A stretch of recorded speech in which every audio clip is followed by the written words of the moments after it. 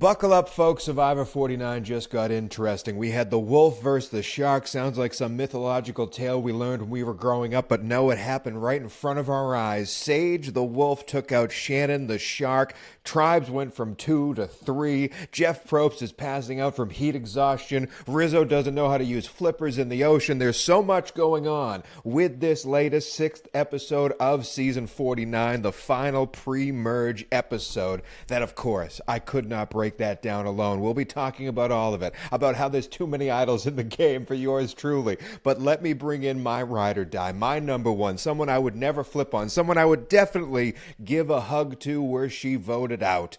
Bring on Bailey Buffs. Come on in, Bailey. Oh my God, Tony, if you curbed me a hug after voting me out, we would never be friends ever again. I would like blacklist you. It was the handshake heard round the world, Bailey. We have so much we have to talk about. Shannon versus Sage, all the implications of splitting down to 3. So much happened in this episode, but let's start right off here. People have called this season a little bit too cute. People have called this season not enough going on. We did have a whole section about dad votes, jokes that probably didn't help their cause in that regard. But this episode in particular, Bailey, really shook things up in a good way, and I thought was very, very entertaining. What did you think of the person who has seen every episode of Survivor? Oh, I feel like they heard the feedback online and they were like, oh, okay, I guess we're going back to 3 tribes. Let's switch this up more. Let's make this more interesting. Let's get to know the people we haven't gotten to know. Let's break up this Hina versus Uli. Let's just actually start playing. Let's have some people flip. Let's have some people do some blindsides. Like, I think we have started the trajectory for this season to now actually start. I think we're going to see so much more play happen, and I'm thankful. It only took 6 weeks. I've been entertained, okay? If you've never seen this channel before, if you've never seen me, my name is Tony Squares. I'm going through every season of Survivor from 1 through 50. I am season 31 on my watching and catching up. But obviously, we're recording this podcast talking about the very current season. So yours truly has only had about 2 or 3 new era seasons under his belt. He's still very new to this game. So I've been entertained by these people, but a lot of the Survivor world has not. They've already kicked the can down to 50. Me and Bailey, though, have been breaking this down every single week, and we've been waiting for this very episode to happen. We've been waiting for Shannon and Sage to come to a head, and that's the bulk of what we're going to be talking about today. But before we get there, we have to talk about how we got there, because this was split to 2 tribes. I talked about how much I hate them splitting it the way they split it. It was just a surprise, grab your buff, and it seemed very predictable to the end. And then this episode shook it all up because we split for the first time ever, Bailey, back to 3 tribes from 2. And here's the thing, here's the kismet. Here's how I know that I do have lucky girl syndrome myself, because what was I watching, Bailey? Literally, the thing I was watching before I turned on this episode was season 31, Second Chance. I just popped it open, just started watching it, and they start off with 2 tribes of 10, and after a few people get voted out, they split to 3 tribes, and I had never seen that before. And then what happens on season 49, episode 6? They go from 2 to 3 once again. So Bailey, I am right in the wheelhouse here. You have seen all of these episodes, have seen all of these seasons. Did this switch surprise you? How often has this happened before? Oh, I was shocked. I mean, I even texted you. I normally don't ever text you while I'm watching the episode. I texted Tony and I said, oh, we're just off to the races. Like, I thought it was so interesting that we come in and we see the setup of these 3 tribes. So instantly we know, oh, something is going on. It wasn't going to be another Jeff Probst, what did he call it? A switcheroo? Switcheroo, something, yeah. A fake out, a Survivor fake out. I think that's what he said. So I was really excited. It was not what I was expecting. I was half expecting the merge to happen. And I thought, Jeff noted that. He said, 12 is a good number to do a merge, but we're going to do something else because math is math and there's other ways we can divide 12. Thanks for that algebra lesson, Jeffy. No, I was ecstatic to see this. I really think it did just respond to some of the haters out there talking about how it's just being a little too obvious right now. It was too red versus yellow. Now we're just going to see the gameplay really come to light. We're going to see people contemplate switches. And I was ecstatic to see this. Wasn't expecting it, but was really, really happy with it. I agree. I too was really happy with it. And as a guy who made a whole episode about how I hate tribe switches, which you can watch on the YouTube channel or on Spotify, Apple, iTunes, wherever you're listening to this, I do thank you for listening to it. If you want to give us a like, give us a subscribe, help the channel grow, we do appreciate it. But I talked about how I hate tribe switches because through no fault of the players, some of them are just luckily put on the bottom. I'd rather see some strategy involved. This one, to me, because there was only 4 people a tribe, 4 people, 4 conversations going on, this perked my interest because there was so many ways now the game could be played. I thought this was a perfect. Oh, yeah. I still don't like the fact we did it by chance. I'm going to, put down my sword in that argument. But this thing came out great because no matter which tribe lost, there was going to be some juggling of who went where. There were going to be some players actually playing. And that's what we saw the way it came out. And we'll get into the ramifications of that. But when they did make this switch, obviously some people are thrown to the bottom. MC is with Rizo, Savannah, and Sophie with an I. MC seems to be on the bottom over there. Nate is with Sophie with an E, Kristina, and Alex. Nate seems to suddenly be on the bottom over there. And then we have the most interesting tribe when it came to alliances, Steven from the original Hina, and then 3 Uli members, Jawan, Shannon, and Sage. But all of these Uli members seemingly are on the bottom of Uli and want to make moves of their own. So I thought it came out perfectly. However, this was such a shock to you and me. It was also a shock to Kristina because we saw something that I've gone through in my life before. I don't know if you have, but a very open and honest panic attack on Survivor where that needed medical attention. Bailey, how did that? We both like Kristina a lot. We've liked her since the beginning. She seems to be a great person, and everything she's shown online, now that we follow these people and we start to see them in real life, you see them posting random stuff. Some people we've liked more, some people we've liked less. Kristina, we've only liked more. So seeing this happen to Kristina, what were your feelings when that whole thing went down? My heart dropped. First and foremost, yes, anyone that's ever had a panic attack knows how scary it feels. It feels like you're having a heart attack. And I can't imagine when it's in that amount of heat, when you are dehydrated, malnourished, all that stuff. But I really just got scared for her because we've gotten out a lot of the physical competitors here. And unfortunately, Kristina is someone that I think this painted a big target on her back, specifically with the tribe that she is now on. She is the weakest member physically, arguably on that entire island, which sucks because I love her. The one thing though, if the merge is coming next week, like I believe it is, she might be able to ghost on through a little bit more then, because if she's not seen as a physical competitor, she might be able to stay a little bit more. But for the episode, I was worried for her because if that tribe had lost, I had a feeling it might have been Kristina. Which is weird because we've seen so far that this has been the original Uli versus the original Hina. And when we saw this split and we saw people trying to make moves and alliances shifting, it was very clearly in Kristina's new tribe. It was Kristina and Sophie with an E, and then Alex, who came on late as a new Hina type member, and then Nate, original Uli member, who's clearly an easy vote on the bottom.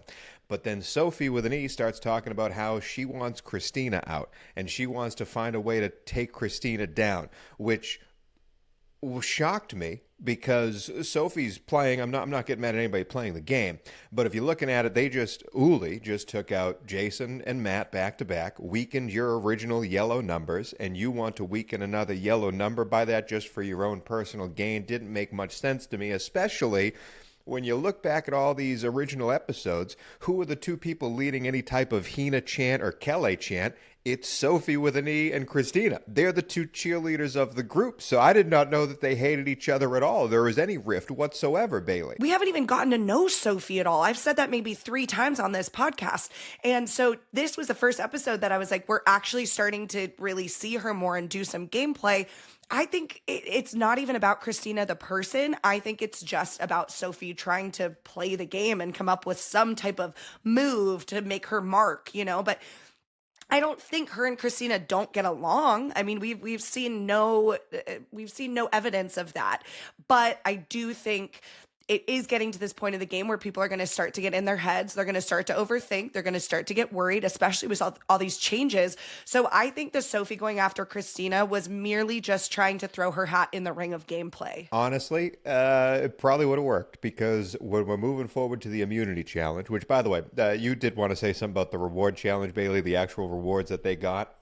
Yes, I have a note. I have some notes.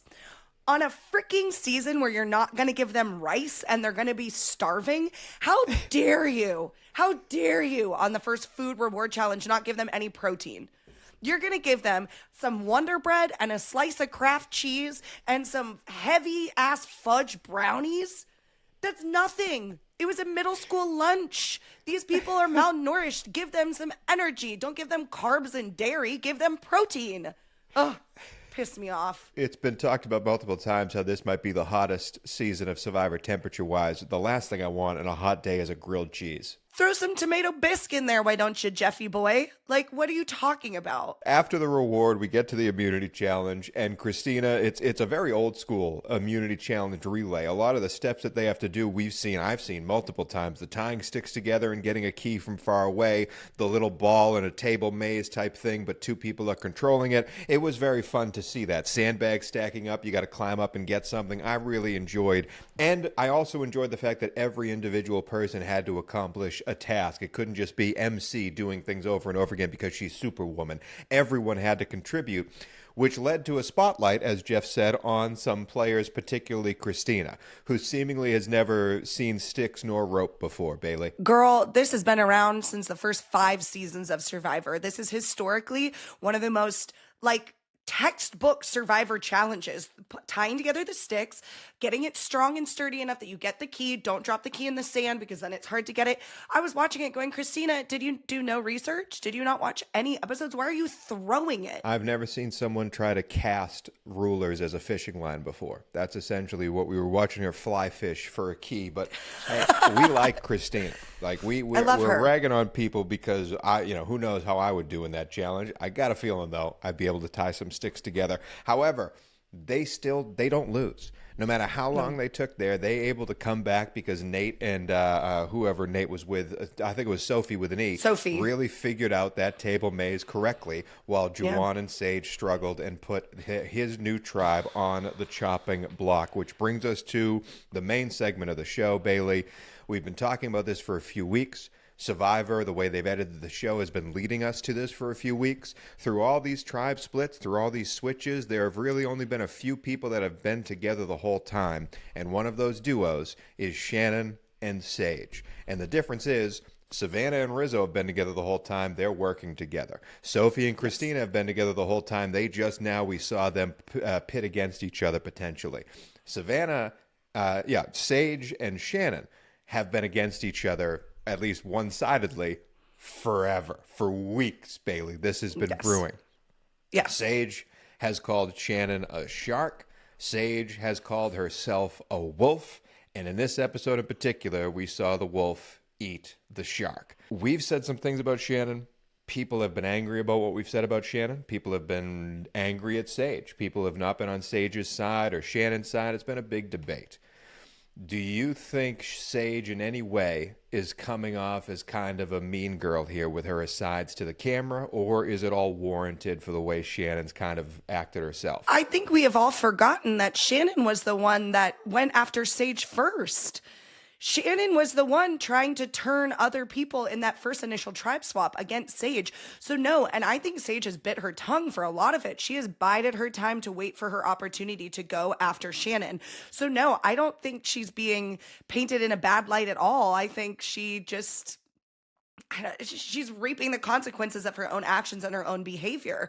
I mean, there were so many times this episode where Shannon is going, I want to hold your hand. We should have a night under the stars together. Kissy face, girl.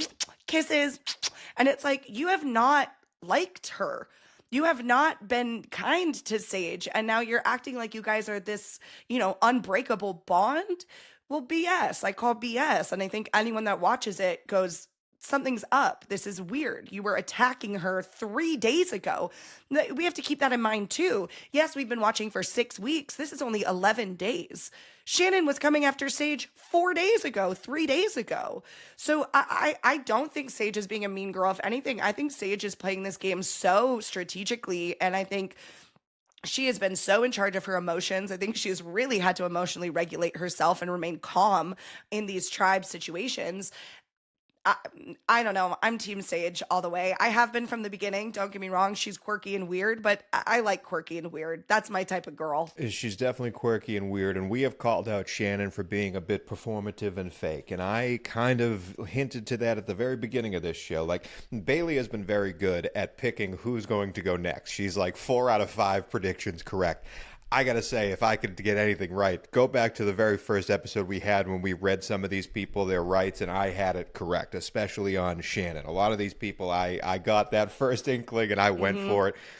And Shannon, in her exit interviews, for instance, after this episode, she's given some exit interviews since then. She has said that she was trying to be genuine and make genuine connections on this island by talking about what do you think happens when we die and how I knew what was going on when I was in the womb. Like, good for her.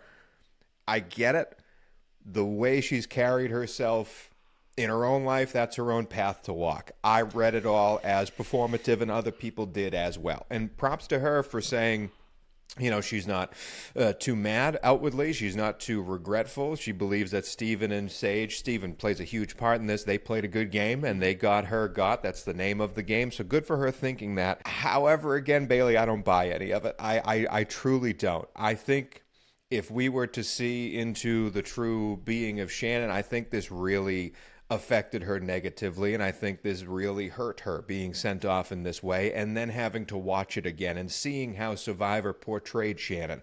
They played her in the edit to be this kind of fool, and they showed all the sides of her in a kind of a negative light. I'm sure there's other people on this island that also could be portrayed with the edit in a negative light. They really went after Shannon in this way.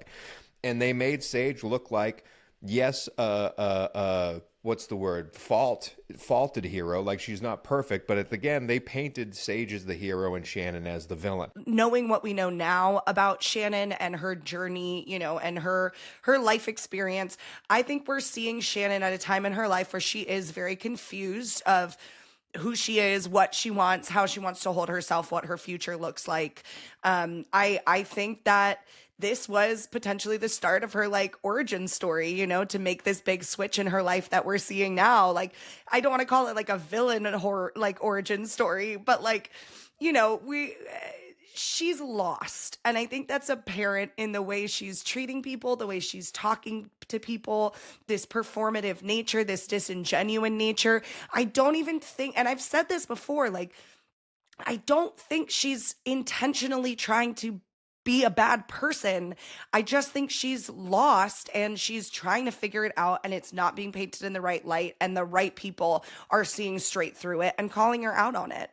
So I just hope that she gets some clarity from watching this back. I hope she's on a path to, you know, her best version of herself, and she will learn from maybe watching this portrayal of herself. I wonder. That's the thing I wonder. You don't know who these people are and if they have the wherewithal to see themselves portrayed. Like, everyone views themselves as the hero in their own story, put it that way. Sure. And so, you know, sometimes you got to look in the mirror and make changes. We all have to do that. Some people don't ever make any changes. Some people just believe they're right no matter what. I've bit my tongue on some of the things about Shannon and predicting about Shannon because she is from where I live, and her family is very big from where I live. They own one of the biggest sports bars in all of Boston. It's called The Greatest Bar. It's a multi-level bar that's a big college bar. Tourists go to it. Like, it's not a bar that locals go to very often, but it's a definitely bar. If you've lived in Boston, you've attended more than once because everyone in their time goes to The Greatest Bar.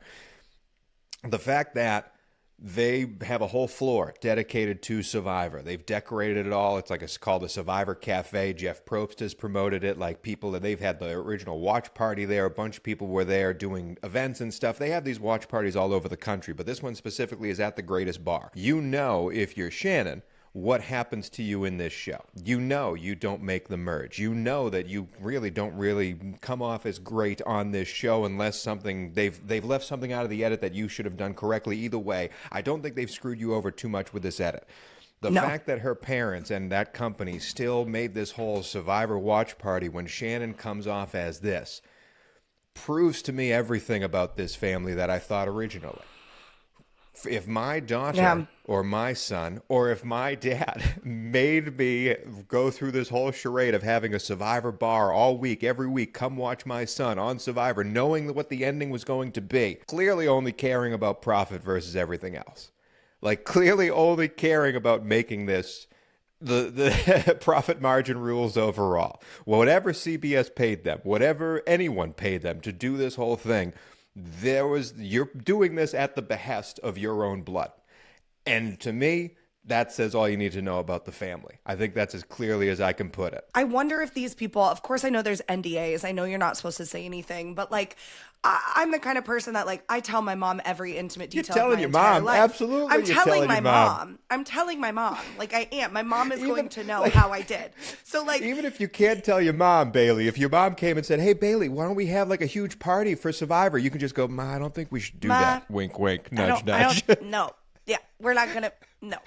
That's not going to happen, Mom. I understand why you want to, but let's maybe not. Like, can we just have like a cake? Like, we don't think we need to do a whole floor of the house all Survivor themed every week until my execution on live TV. Yeah, I don't know. Before we get off the Shannon versus Sage thing, I do want to say Shannon, for whatever she was, left us with a litany of hits when it came to the quote machine. We've already talked about how she knew what happened when she was in the womb. What'd she say last week? Something about how she found, Jesus.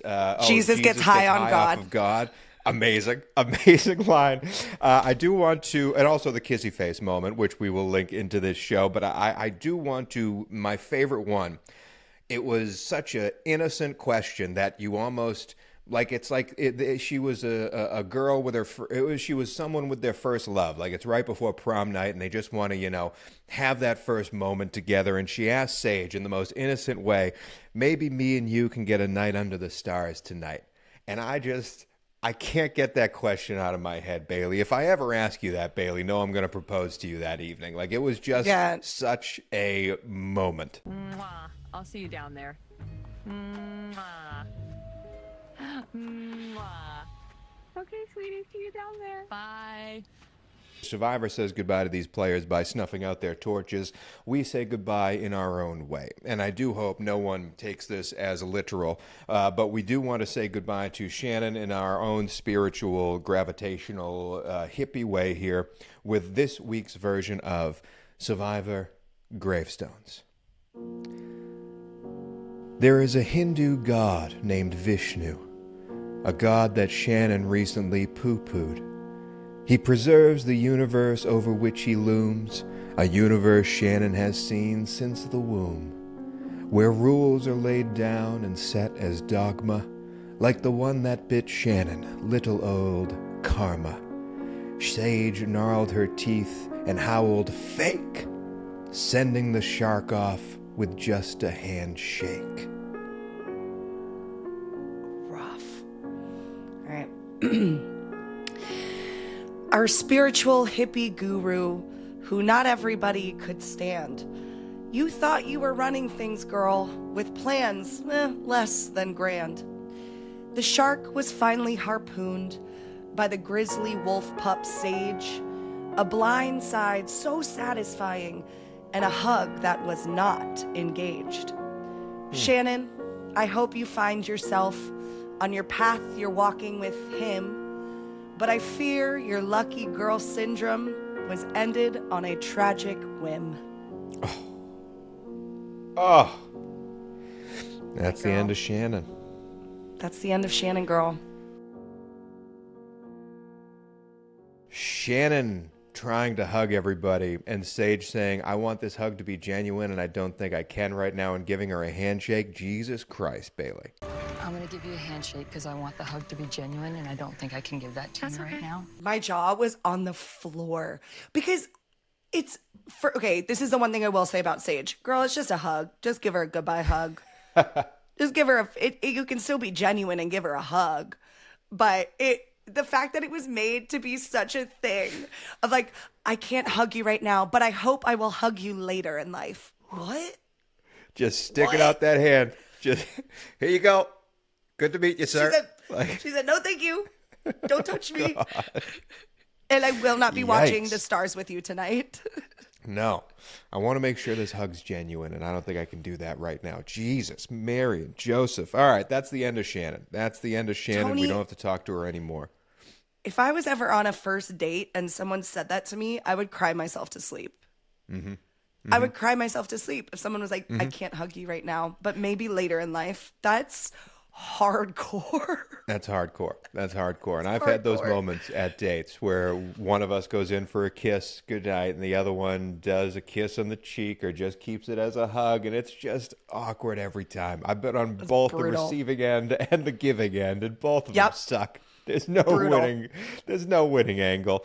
Brutal. I am, again, watching all of these seasons one at a time. I'm building my way to the future here. I'm trying to get there and catch up before we get to season 50. So, for instance, I just finished season 30. That's the first time there was ever an extra vote advantage given out. I have never seen a knowledge without power. Or with power, knowledge without whatever it's called. I have never seen it before. I'm just now seeing some versions of some different types of idols.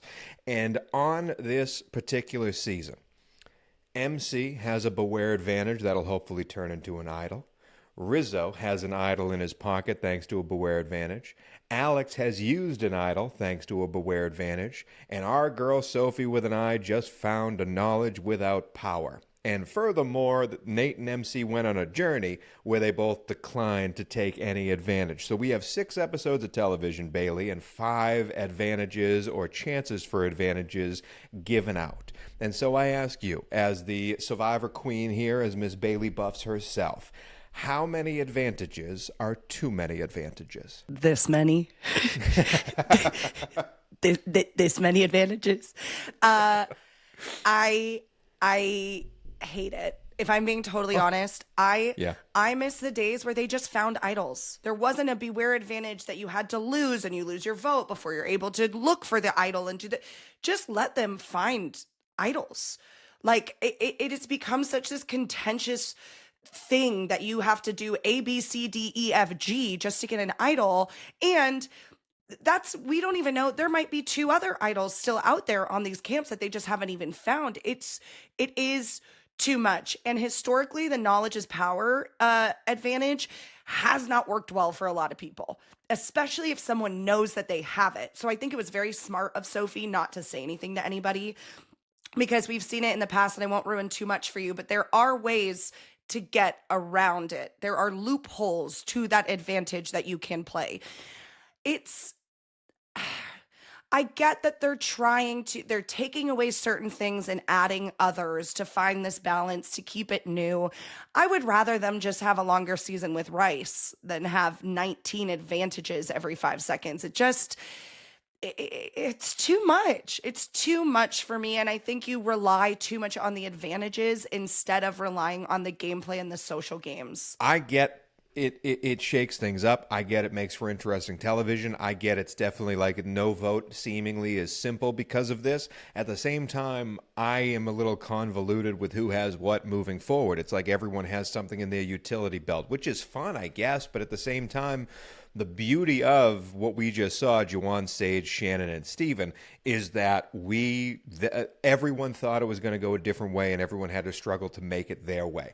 And if we threw an advantage in there, I'm pretty sure all 4 of those people don't have an advantage. If we threw an advantage in there, it would have seemingly kind of decided the game for themselves. And so, yes, when we get to, let's say they don't merge, and it's MC, Rizo, Sophie with an eye, and Savannah that go down, 3 people have an advantage in that. Okay, that could be interesting and fun. As we get to the merge and there's 11 people left, 4 of whom have advantages, it's going to be chaos, sure, but is it the right type of chaos? I don't know. I don't know what the answer is. I am enjoying watching it. However, I know a lot of people that love Survivor and have watched it forever have a similar thought to you in that this is overkill. I like rules. I'm a Libra. I like rules. I like structure. I get very nerdy for pattern recognition, things like that. So I miss the days where it was, there is one idol at each camp, and every time that idol gets used, it comes back into play. That's all you had to keep track of. I enjoyed that. That made me happy to know. And then you saw the people have the realizations of that idol was played. We know what we're all doing tomorrow. We are going idol hunting, and it takes away from that now. And I don't know. I love players like MC specifically who have not watched this show before because they don't know that it's like, oh, well, I can't let them know I'm looking for an idol because then it's a target on my back, but then I have to look for, it just gets so heady when it comes to these advantages. I miss the days where it was just, there's an idol, go find it, use it, and another one will come back. Sweet, simple, to the point. It's a lot, and we shall see if any of them get used. We shall see if people get sent home with them. We shall see what happens in the future, because it all, Bailey, will really affect our individual Survivor Squared Fantasy League. A few weeks ago, we all drafted our 3 competitors to play on our Survivor Squared Fantasy League, and everybody on here has, all 5 of us that drafted 3 players each, has lost a member except for Team TJ Aiden, the graphic designer of this show. He designs everything you see. They still have all 3 players. We don't know what's going to happen. I'll be keeping up track of the score now that we get moving here and all these jury votes actually count. We'll be keeping track of what people do what and when. But there are some idols to be played, and there are some points to be had. How do you feel about your 2 remaining team members here and moving forward? Let's predict some future here. Savannah looks good, and Sophie with an E at least looked like she was willing to do stuff to move forward in the game. So those are 2 fun players. Yep.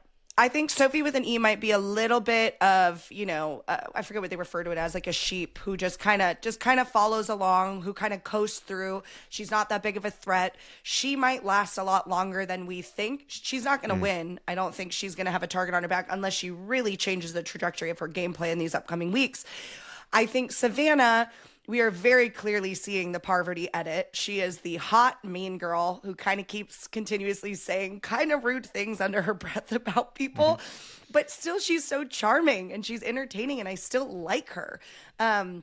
I have high hopes for Savannah, specifically because of her relationship with Sophie with an I and Riz God. I think the 3 of them are super tight.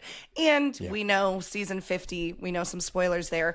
So I feel pretty confident about Savannah. I feel good. I'm sad I lost Jason. I thought he was going to do a little bit more, but it is what it is. My 2 members that I still have, Jawan seemingly finds himself close to the bottom in every single episode, so that does worry me. But he's a shifty MFer, and he's worked his way. He's worked his magic. He's also made connections with a lot of people on the island from varying tribes by nerding out and by talking about Pokemon and Marvel stuff and all that jazz. So maybe if Savannah doesn't get her way for a little while, Jawan can stay around while the other people get picked off. That's what I'm hoping for. But the reason why I'm in this is because of my first overall pick, the man, the myth, the legend. And if we're moving forward, the MVP of this episode to me, it's the Riz God baby. The fact that he was a lefty legend with the Frisbee golf, hitting all these things and commenting under his breath, you could see how happy it made him to be in that position and to win it. And he says to his tribe afterwards, thank you for trusting in me. The kid is just a genuine soul.